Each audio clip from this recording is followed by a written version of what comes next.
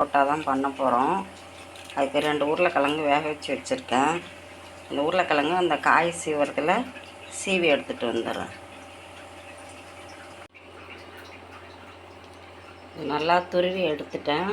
இதில் 2 medium size வெங்காயம் cut பண்ணி வச்சுருக்கேன் பொடிசாக, ஒரு பச்சை மிளகாய், கொஞ்சம் மல்லித்தழை, கொஞ்சம் கருவேப்பிலை, இதெல்லாம் போட்டு இந்த மாவில் பிசையணும். உருளைக்கிழங்குல பிசைஞ்சு எடுக்கணும்.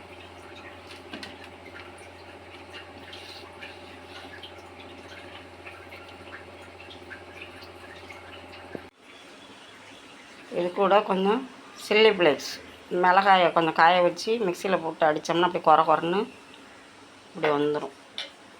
அதோட 1/4 டீஸ்பூன் மஞ்சள்தூள்.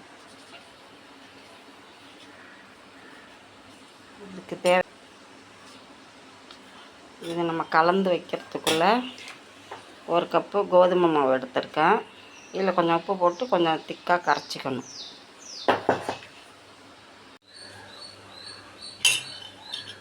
கட்டி இல்லாமல் மாவை நல்லா கரைச்சாச்சு. இதில் இந்த உருளைக்கிழங்கு எடுத்து அதில் போட்டு அதையும் நல்லா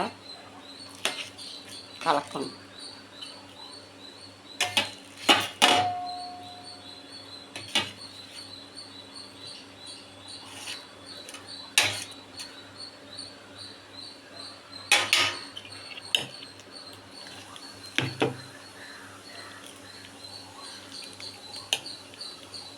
நல்லா கலக்கிக்கலாம். இந்தளவுக்கு மாவை நல்லா கரைச்சி எடுத்தாச்சு. தோசைக்கல் அடுப்பில் வச்சுருக்கேன். அதில் மாவு கொஞ்சம் ஊற்றி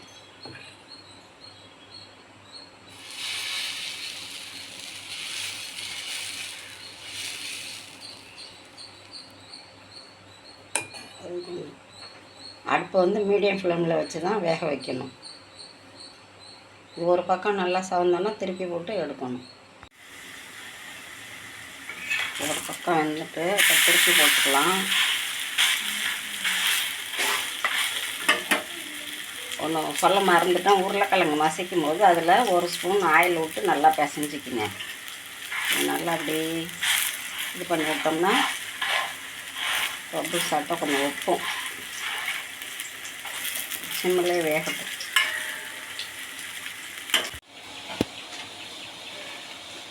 பாருங்க, அப்படியே பபுள்ஸாக வரும். இப்படி அமுக்கி விட்டோம்னா மாவு ஊற்றும்போது கொஞ்சம் திக்காக ஊற்றிக்கிங்க, மெல்லிசாக ஊற்றோம்னா அப்போ தான் நல்லா வரும். இது மேலே அப்படியே தக்காளி சாஸை தடவி குழந்தைங்களுக்கு கொடுத்தா ரோல் பண்ணி சூப்பராக சாப்பிடுவாங்க. இது வெந்துட்டு எடுத்துடலாம்.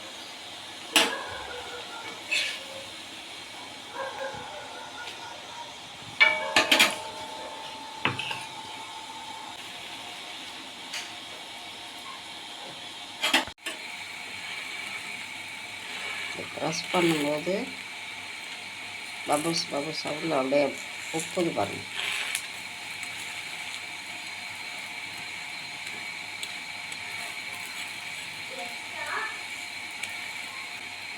ஆலு பரோட்டா ரெடி. இதில் டொமேட்டோ சாஸ் நாங்கள் வீட்டிலே ரெடி பண்ணது. இப்படி தடவிட்டு ரோல் பண்ணி சின்ன பிள்ளைங்களுக்கு கொடுத்தோம்னா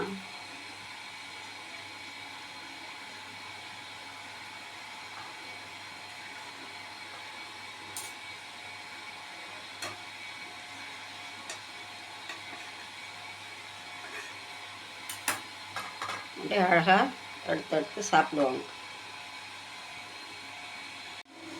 எல்லாருக்கும் பிடித்தமான ஒரு ஆலு பரோட்டா ரெடி. ட்ரை பண்ணி பாருங்கள். டேஸ்ட்டு நல்லா சூப்பராக இருக்குது.